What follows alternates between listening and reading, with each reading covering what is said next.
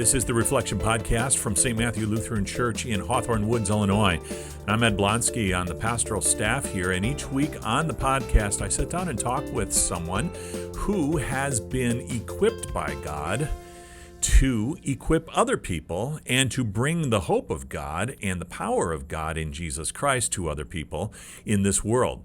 And I invite you to share this podcast with others who may be encouraged to listen for the answer, listen for the call of God in their life, and to see how maybe they've been equipped by God to go out into the world and to help other people in this world that's increasingly becoming more insane as time goes on. And I mean, it's no doubt about it, this world is going in a lot of different directions. And as people of God, as followers of Jesus, I truly believe that we have something that they could use. And so I have these discussions with people in the pastor's office so that they can be seen as someone whom God has called to a specific area of ministry, that God has equipped them to equip other people. And maybe you are being called by God in a certain area. So let's go ahead and get started today. Let's see who's in the pastor's office with me today on this episode of the Reflection Podcast.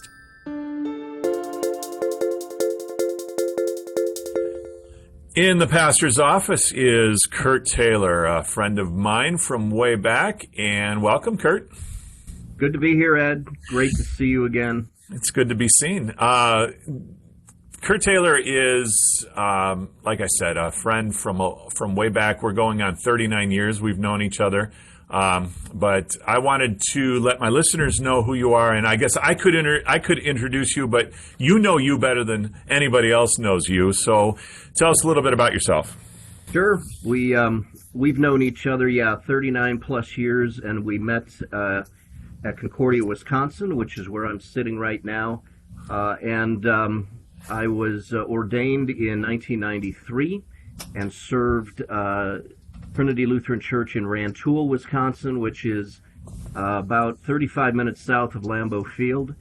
And I have a wife, Christine, of 35 years, and two kids, Christian, who is a sports broadcaster in Baltimore, and Corinna, who is an aspiring actor in Chicago. And after being at Trinity Rantoul, I went to St. John's Lutheran Church and School in Waltz, Michigan, which is south of Detroit, and had a big church and school and wonderful ministry for 14 years there.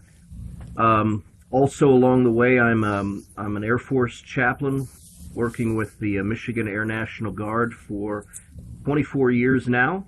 And for the last 5 years, I was called out of the parish to Concordia, Wisconsin, to head up the Director of Church Ministries program, and to teach theology, mostly practical theology here at Concordia. So I teach classes like evangelism, Christian caregiving, youth ministry, office of the professional church worker, and Lutheran confessions, and religion in America. So those are some of the classes that I'll take on, and love it. Love teaching here, and especially the people in our program.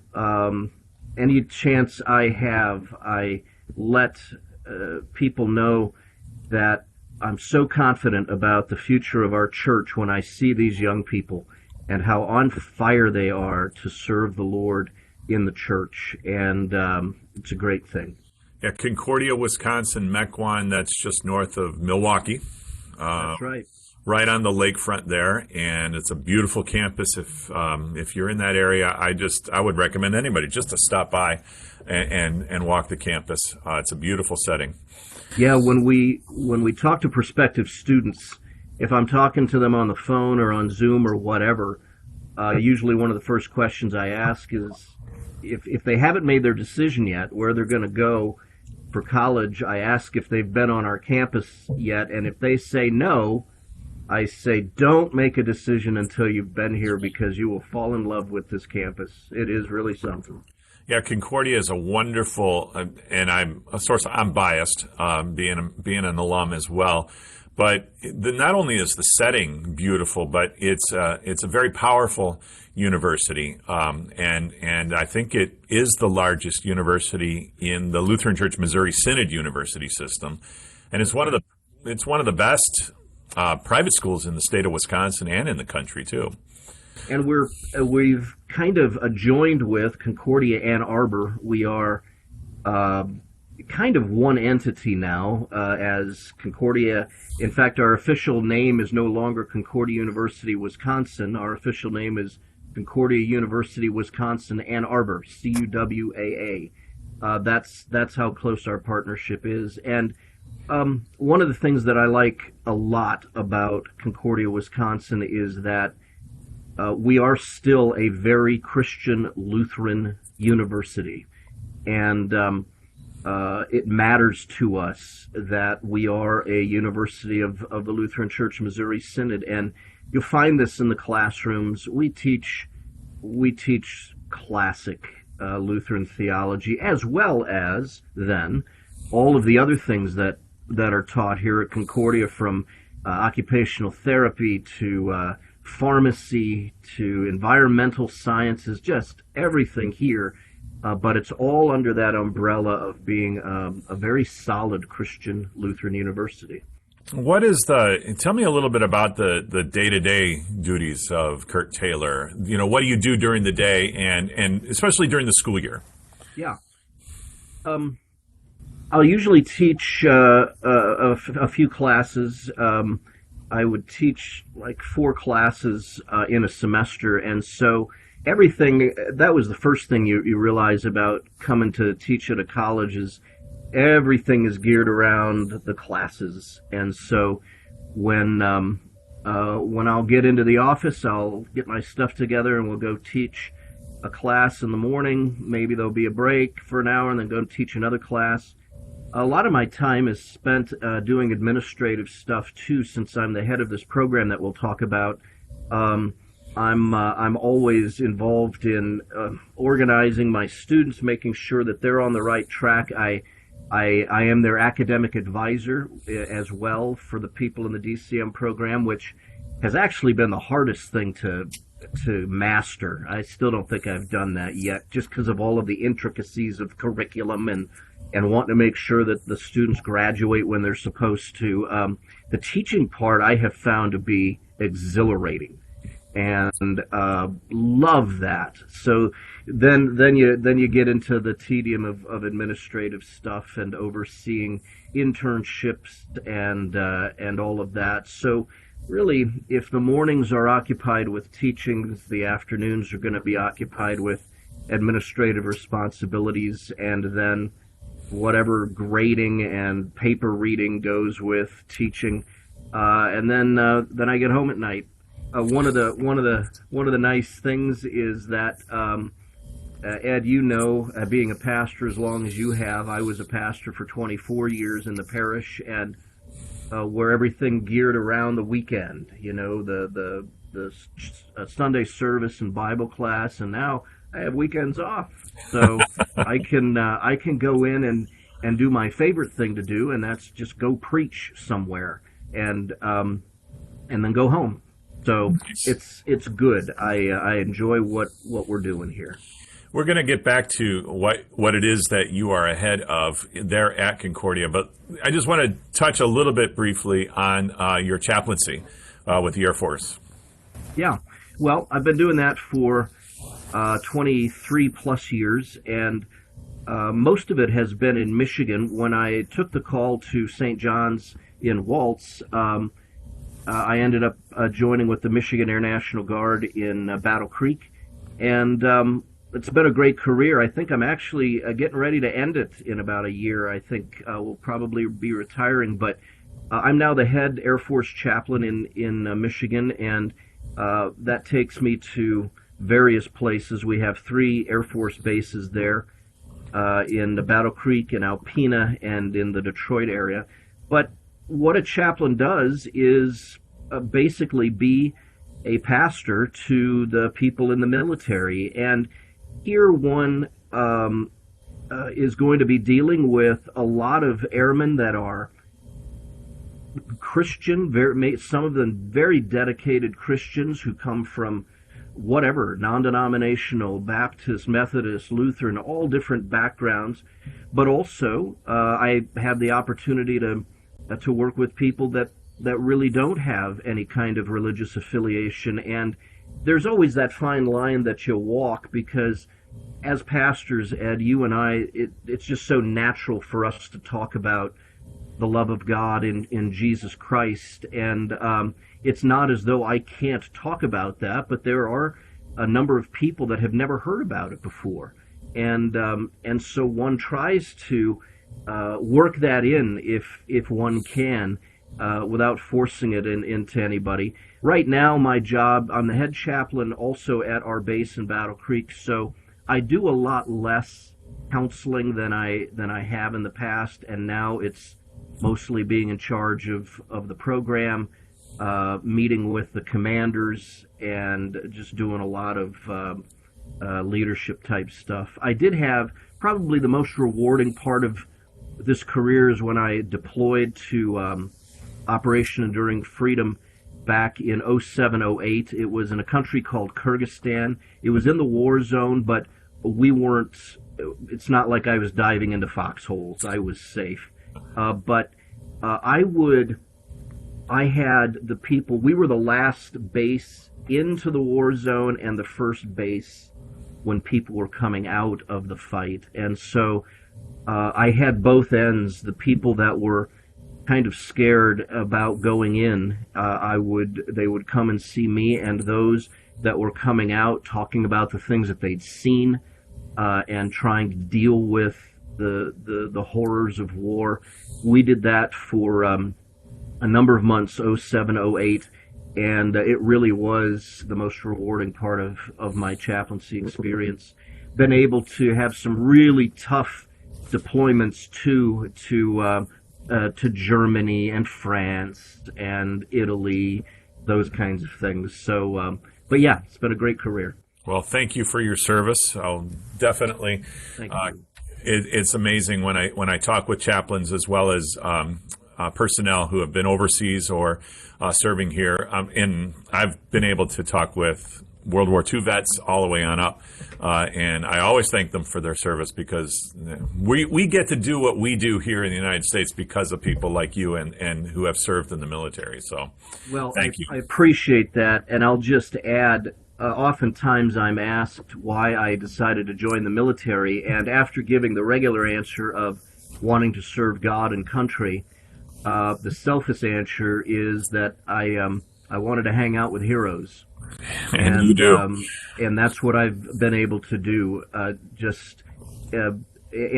one of the analogies that we use, a chaplain is like Aaron and Hur in the Old Testament, who held up Moses' arms so that the Israelites could continue victorious in battle. And that's kind of what I see my job as being. We have so many heroes in the military, and I'm there to hold up their arms so that they can accomplish the mission. Well, thank you so much. Okay, let's talk about Director of Church Ministry. And first, the thing that I wanted to talk about first in that is why you? What do you think God was doing thinking when He called you to do that program?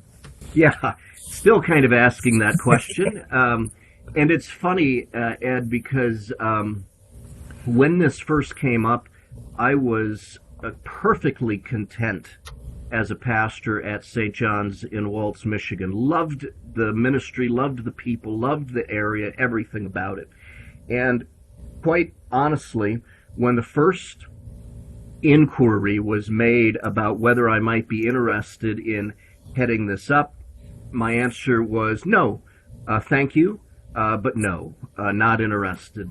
And I tell my students this as they're going into church work, because you can say no to God if you want, but He's going to figure out a way to get you to do what He wants you to do. And that's really what ended up happening. As it moved on, I could tell that God was kind of changing my attitude, until finally we got to the point where it was okay, God, if this is what you want me to do, and if I get the call to do it, then let's go see. And so that's what happened. And it wasn't without, interviews and things like that. But I think one of the things, Ed, that I bring to this is the fact that I've had the parish experience that you've had. I've had, in 24 years in the parish, we have some amazing theology professors here in our hallway who have very impressive degrees. And we need that. We need that for our students because these guys are the best at what they do and the best at theology. But I think Concordia at the time also realized that it would be beneficial to have somebody here that had some academic credentials, and I'm definitely not up with these other guys, but has been out there, has seen how it works out in the field. And I think the chaplaincy aspect as well of my career might have had some appeal to those who are looking, just because of the experience I've had working with people, working with the church, knowing what it's like to be out there in the parish. And I think that's one of the reasons why they wanted me to do this. Awesome. So let's talk about that program. What the director of church ministry, what is it? What does somebody do that's going into that program? What are they going to do? Yep. The people of the Lutheran Church Missouri Synod, and I know you'll have listeners outside of the LCMS, but for those who are inside the LCMS, everybody has heard of DCE, Director of Christian Education. And certainly for many, many, many years of our synod, you had essentially three categories of church worker. You were a pastor, or you were a Lutheran school teacher, or you were a DCE, somewhere in between pastor and teacher or whatever. And the DCE was the professional called church worker that would often do teaching around the parish and maybe lead the youth group, things like that. And their focus was education and theology. So that had been going on for a long time in Synod, and it still does, and it's a very vibrant and relevant program in our church body.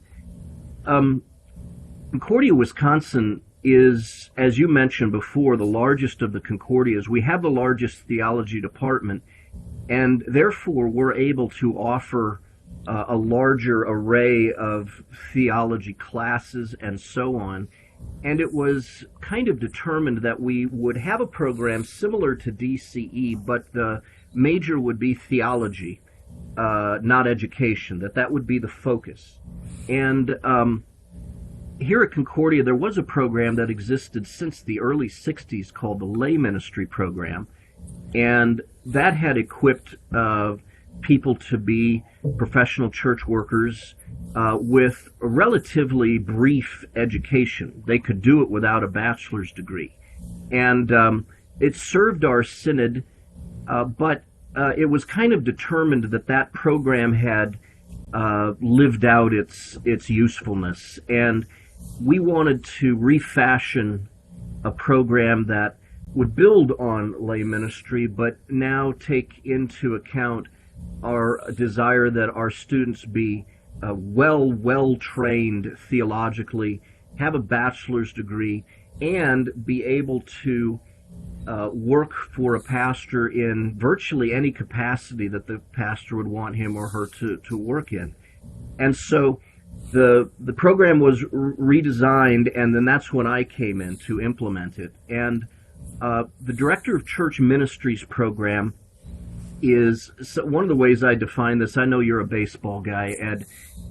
One of the things that we do is we're trying to create utility infielders here, so that if the pastor needs somebody to teach a Bible class, our DCM would be able to do that. If the pastor needs somebody to direct a VBS, our DCMs can do that.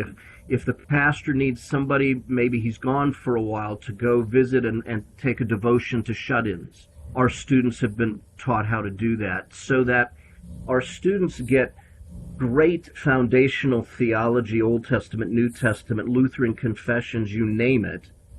But we also teach them a lot of practical theology, and these are the classes that I teach: evangelism, youth ministry, Christian caregiving, so that they have been exposed to so many aspects of the ministry of a congregation. Now, that's not to say that every one of them is going to go into a congregation. I've had some that have been on fire for camp ministry. And as you know, that's a very vibrant and important ministry. It's changed people's lives to go to one of our camps. And so I've had students that was their desire, and we just had one. I was able to place her at a camp near Indianapolis where she'll be the camp director. But most of our students are aiming for the parish. I can just keep talking, Ed, if you want Go me for to, it. because Absolutely. Our on-campus students are majoring in theology, and then minoring in practical theology. But then we also ask them to choose a specialization. So what do you want to focus on? And especially when you're ready to go into the parish and take a call into the parish, what do you want to do when you get there? And of the specializations that we offer include mission work, if a student has their sights set on going into the mission field; evangelism, if they want to be the point person in a congregation for evangelism and outreach; social work / pre-deaconess. There is, of course, the ministry in the LCMS for young women, or not just young women, but all women who would want to serve the church professionally. With a master's degree, they can be deaconesses. And so we get them to that point where they can start studying their deaconess program at one of our seminaries. Parish education is another specialization for the student that really thinks that they are gifted or being called to teach, but not necessarily as a Lutheran school teacher in a classroom, but parish education. But the majority of my students have their sights set on being a youth director, and so that's the other specialization. And so they take extra classes in youth ministry. They do an internship, which is kind of a general thing where you're learning just how a church works. And then they do another internship that we call a practicum, where if your specialization is youth ministry, you're going to be working under and shadowing a youth director, a real live church youth director in a congregation. Both of those are semester long, and they're done at the same time as the students are taking other classes, so they're oftentimes local. Some of my students will do their internships or their practicums during the summer at their home church. But anyways, that's an aspect of it. And then when the 4 years are done, and many of them get done quicker than 4 years, I go to work and try and find a congregation for them that would fit their skills. And we get plenty of requests from congregations around the country for people to be church workers, to work with and under a pastor and his oversight in a congregation. And it's becoming more and more and more necessary for us to have these students. I'll be honest with you, this last time, when I first got here 5 years ago, I was working hard to find placements for our students. But this last year, I had students that wanted to go out and take a call, and I probably had 3 times the requests. I didn't have enough students to fill all the requests, because our church, I think, with its with our need for church workers, and the fact that I think our program is being discovered, are very much interested in talking about our students. One of the other aspects of our program that is unique from the other auxiliary offices in the church is that our students minor also in nonprofit management. And so they take classes in marketing, They'll take a class in fundraising. You guys don't do any fundraising at your church, do you, Ed? Oh, sure. and marketing, fundraising, managing change, legal issues in congregations. I tell you, as a pastor, I would have loved to have somebody on my staff that had at least dipped their toe into things like marketing and taken the classes on fundraising and so on. They can be tremendous assets to a congregation, and that's another thing that I think becomes kind of appealing about our program. That's incredible because, as you know, you yourself, when at seminary, we didn't have those. We didn't have a class on marketing. We didn't have a class on fundraising. And yet, right. Guess what we do a lot of in the church? We don't just get up on Sunday morning. It's funny you say that, because right after I got my first call, I know you met my dad at some point along the way from New Hampshire with his Boston accent. And yep.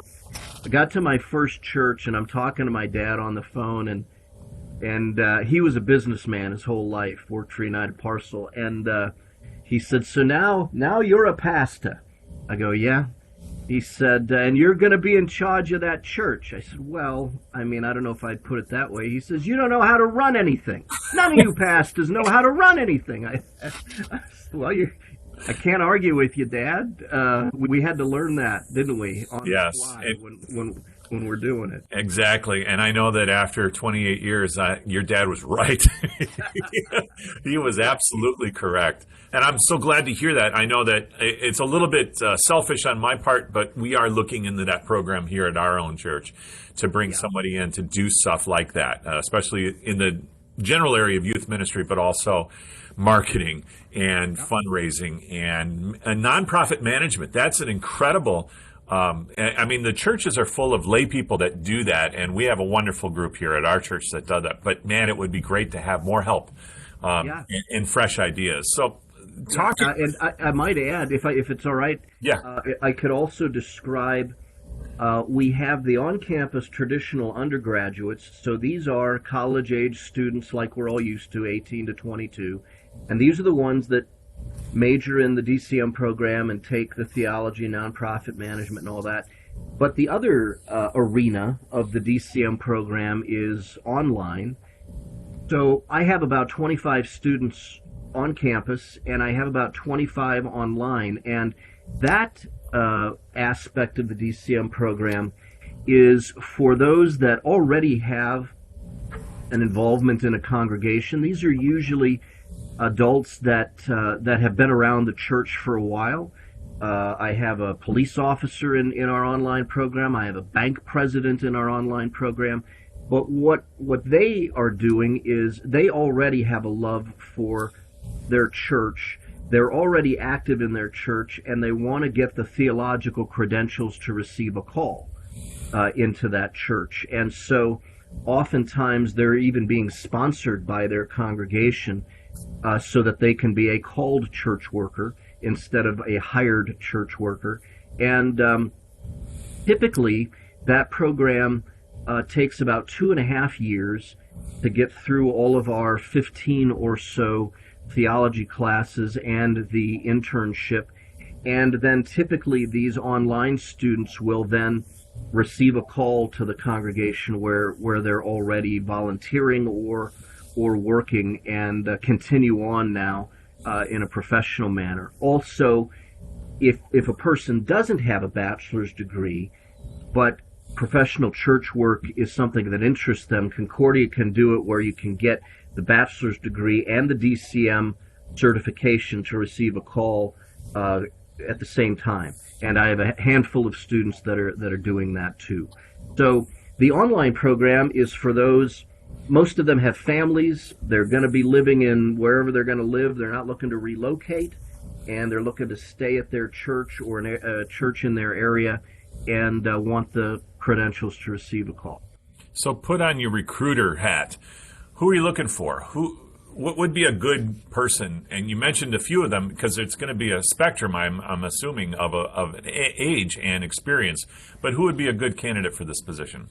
Yeah, that's a great question, because I'll have to answer it a couple of ways. The the on-campus program, I should have brought a picture in and held it up here just so you could see these awesome young faces. The thing that these young people have in common, because I've asked them all right, why do you think God is leading you into church work? And there are a couple of things that all of them have in common. One is that somewhere along the way, there was a big difference made in their life by a church worker. Whether it was their pastor, whether it was their DCE, whether it was their Lutheran school teacher. Ed, you've got yours. Mine is a Lutheran school teacher, a principal by the name of Mr. Bockelman. His influence on me is one of the big reasons why I went toward being a pastor. But the other thing in common that these young people have is that they go to church. That sounds kind of elementary or whatever, but we raise our kids in the church, and it matters that we do.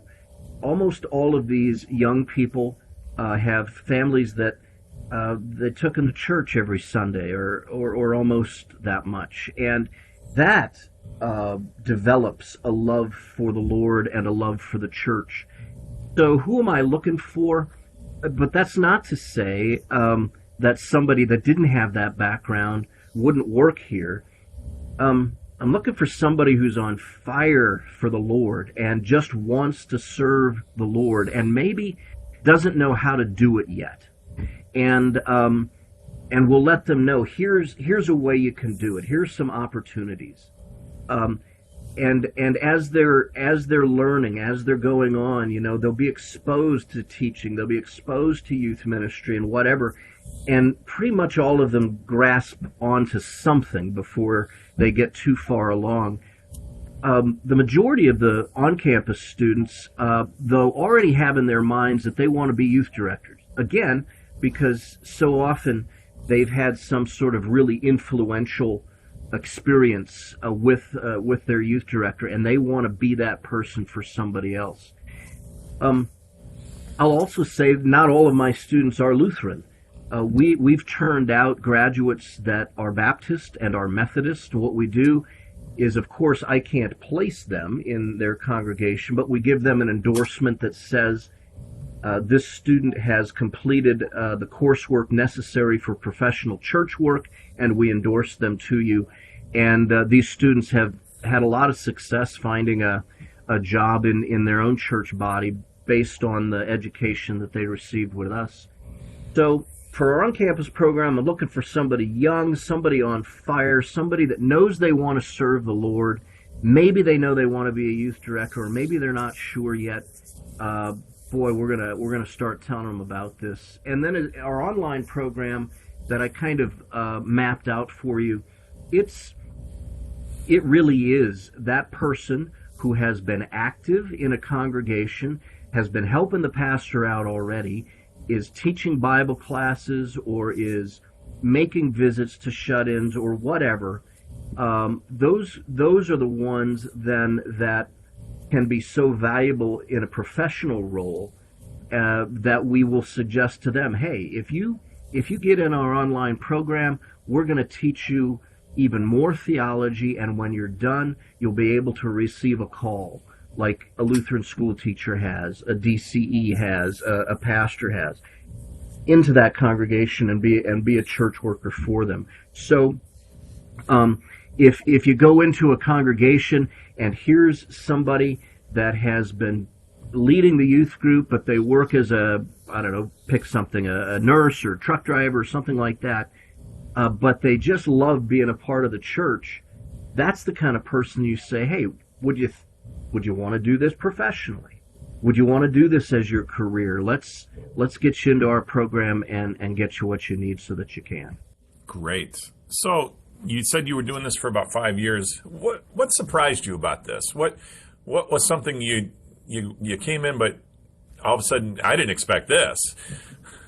Yeah, boy, we could go in a lot of directions with that one. Let's start with the challenging aspect of it, and that is to master the intricacies of higher education and curriculum necessities, and learn, okay, I can get away with this with my students. They can take this class instead of that one, but here this one's non-negotiable. They have to take it, or else the college is going to be upset about it. That's the aspect to understand the culture of higher education administratively, and be able to function in this environment so that the preordained requirements for graduation and so on are met by your students. That's been the biggest challenge. The greatest source of excitement, though, on the positive side, is just being a part of these young people's lives. Ed, these young people will come in and they'll just plop down in my office and we'll talk. And this is, I mean, you know how it was, college age. There's a lot of stuff going on, a lot of growing up that's happening, a lot of questions that are being asked. And to be in a position where these students will come to me and talk about the biggest things in their lives and about their futures and so on, that has been the greatest satisfaction, is to be a part of these young people's lives and know that they're going to be out there, they're going to be in the church, and we're going to be colleagues soon, and to help move them toward that is so rewarding and so exhilarating. I can only imagine. I mean, you are going to be, and I'll throw some names out there because I think you'll agree with this. You're going to be that Dr. Maschke that was for us, or Wayne Rasmussen, or Dr. Koshy. These are the people that were teachers and they were professors, but they were they became our colleagues. They became our friends, and it made such an impact. So I'm kind of jealous. Well, but that's one thing too, is how many career fields can a person literally change somebody's life in a moment, or with a statement, or with some dedication. That's what church work is.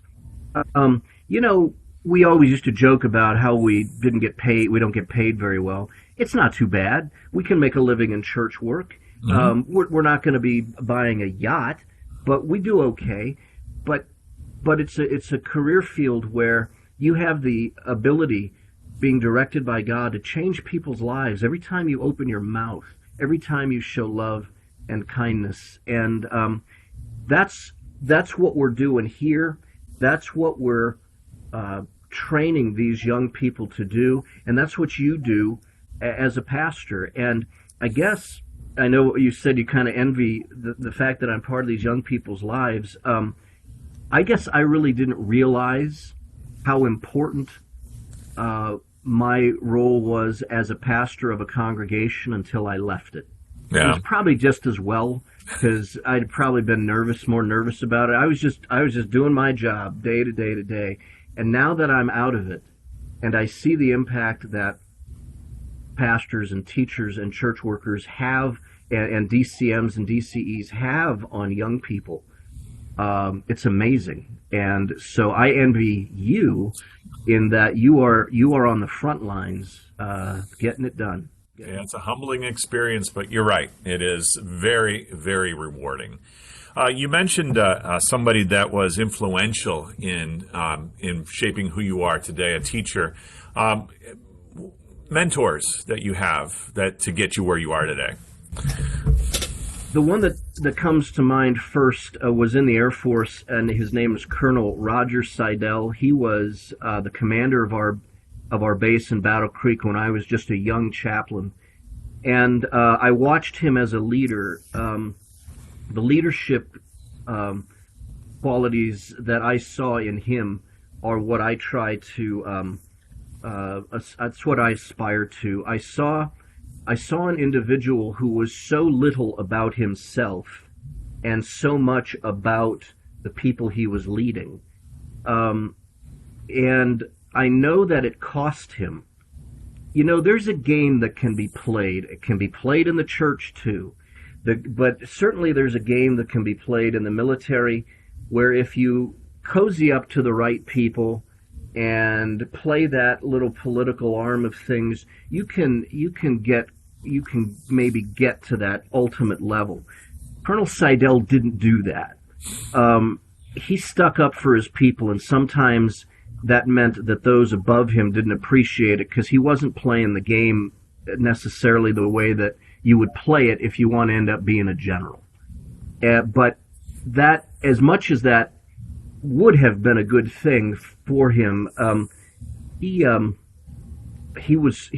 too much integrity to play that game, and instead focused all of his attention and all of his energy on his people, on those that were on the base, leading them, showing them what it's like to be an airman. And as a young chaplain, he would I think he made a decision at some point. I'm gonna help this young man along, and he would ask me to come into his office. Now, mind you, he's the commander. He's in charge of everything, and here I am, this young captain, and he would call me into his office, and we'd spend an hour talking. And I ended up having influence on him as well. He's actually a Missouri Synod Lutheran now, Ed. I'll have you know that. But the impact he had on me, just learning what it's like to be a leader, and to do it in a way that is about the people you're leading and not yourself, he would rank at the top of that list. Awesome. What about you? What about you?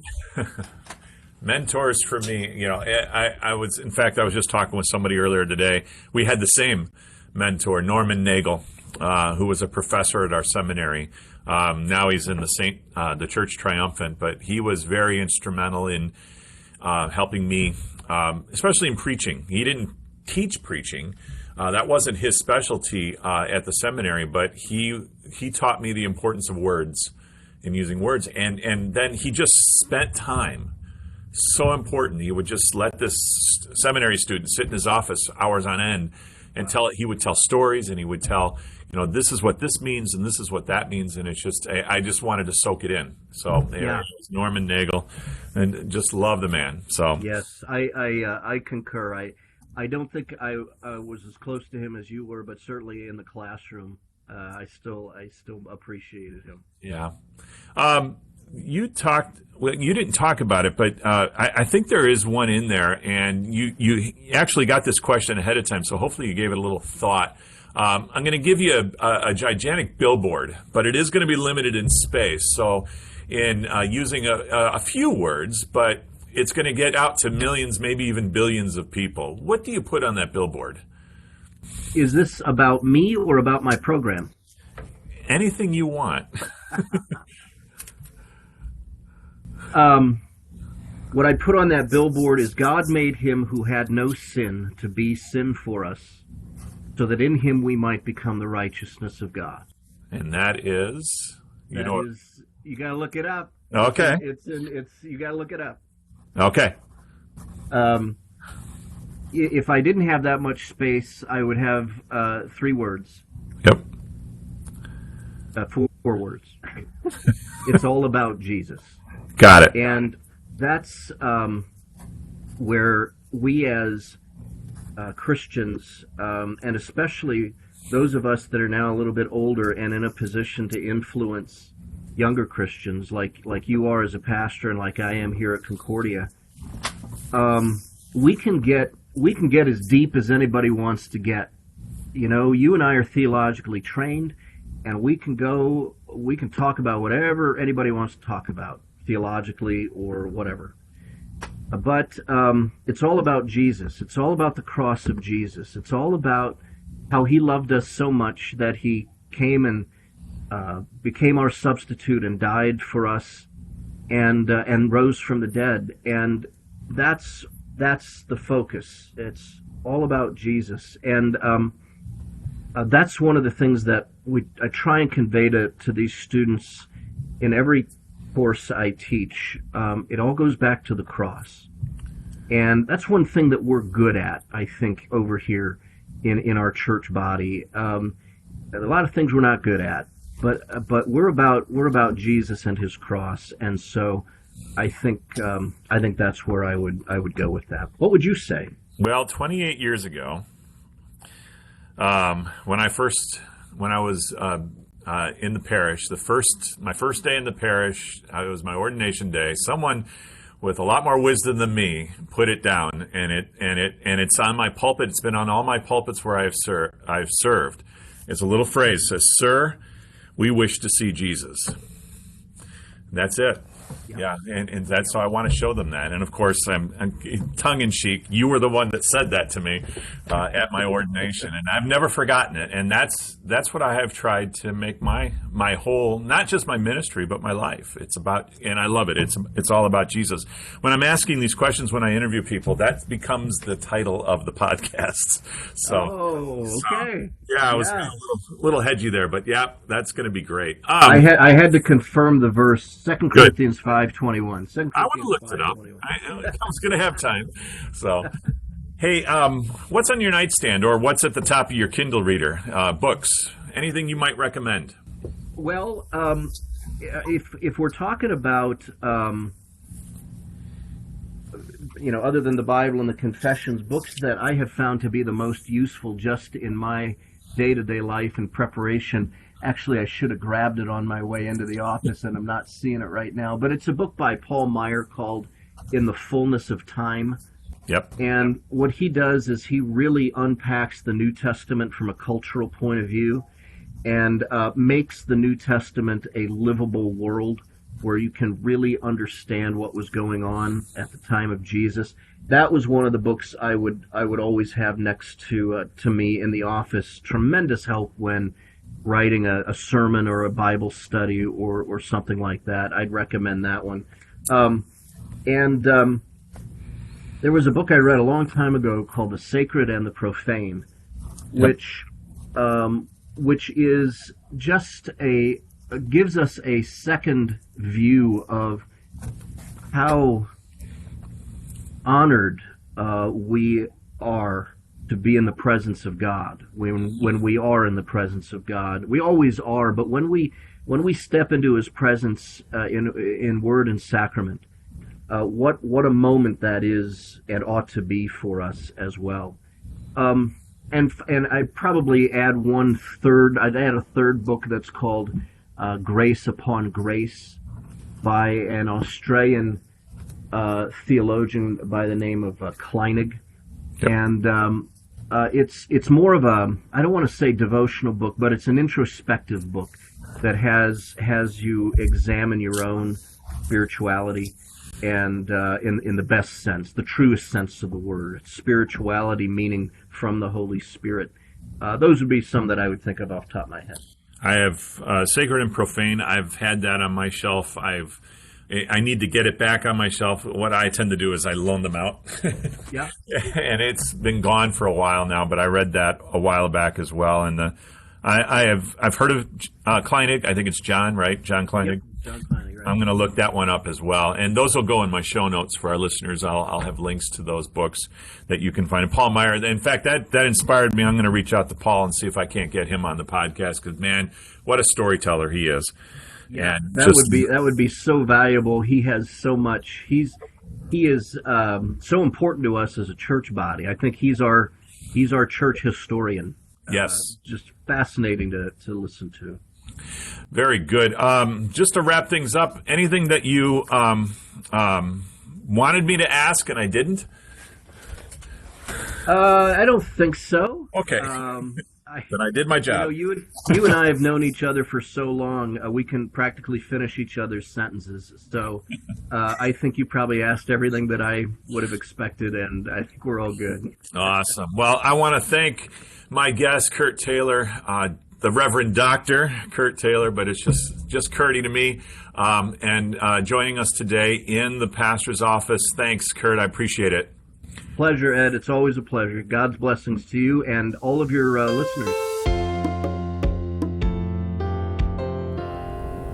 Thanks for joining me today on the Reflection Podcast. I hope you enjoyed this episode. And if you have any questions or comments about it, you're invited to leave those in the comments section of wherever you're getting this podcast from, or you can email us at blonsky@stmatsonline.com. That's my last name, blonsky@stmatsonline.com. That's blonsky@stmatsonline.com.